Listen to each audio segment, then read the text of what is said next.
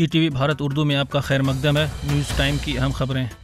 وزیر اعظم نریندر مودی نے کہا کہ BJP بھارت کی واحد پارٹی ہے جس کے پاس تیز رفتار ترقی کا ثابت شدہ ٹریک ریکارڈ اور مستقبل کے لیے ایک واضح ویژن ہے۔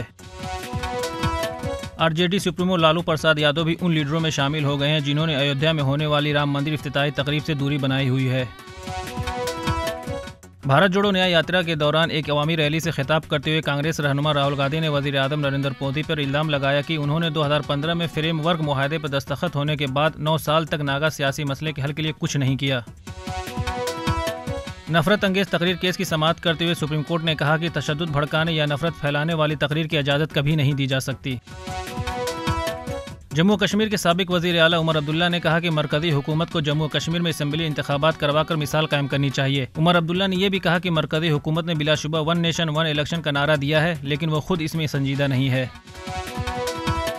سابق وزیر اعلیٰ مفتی محمد سعید کی نواسی اور محبوبہ مفتی کی بیٹی ارتقا مفتی نے جموں و کشمیر میں جمہوری اداروں کی زبوں حالی پر تشویش کا اظہار کیا۔ اپنے مرحوم نانا کے نام ایک جذباتی خط میں ارتقا مفتی نے جموں و کشمیر کی موجودہ صورتحال پر کھل کر افسوس کا اظہار کیا ہے۔ جموں کشمیر کے معروف سیاحتی مقام گلمرگ میں خشک موسم کے بیچ حکومت نے برف پوش پہاڑوں سے لطف اندوز ہونے کے لیے سیاحوں کے لیے ہیلی کاپٹر سروس کا آغاز کیا ہے۔ ایران نے پاکستان کے صوبے بلوچستان میں تہران مخالف عسکریت پسند گروپ جیش العدل کے ہیڈ کوارٹر پر ڈرون اور میزائل سے حملہ کیا جس میں 2 بچے ہلاک اور 3 دیگر افراد زخمی ہو گئے۔ پاکستان نے ایران کی طرف سے اپنے فضائی حدود کی بلا اشتعال خلاف ورزی کی شدید مذمت کی اور کہا کہ یہ خلاف ورزی مکمل طور پر ناقابل قبول ہے جس کے سنگین نتائج سامنے آ سکتے ہیں۔ اس کے علاوہ پاکستان نے ایران کے سفیر کو ملک بدر کرنے اور اپنے سفیر کو تہران سے واپس بلانے کا بھی اعلان کر دیا ہے۔ ایودھیا میں 22 جنوری کو رام مندر کی افتتاحی تقریب میں شرکت کے لیے ٹیم انڈیا کے اسٹار بلے باز وراٹ کوہلی کو اور ان کی اہلیہ انوشکا شرما کو بھی مدعو کیا گیا ہے۔ کوہلی کے علاوہ MS دھونی اور سچن تندولکر کو بھی اس تقریب کے لیے مدعو کیا جا چکا ہے۔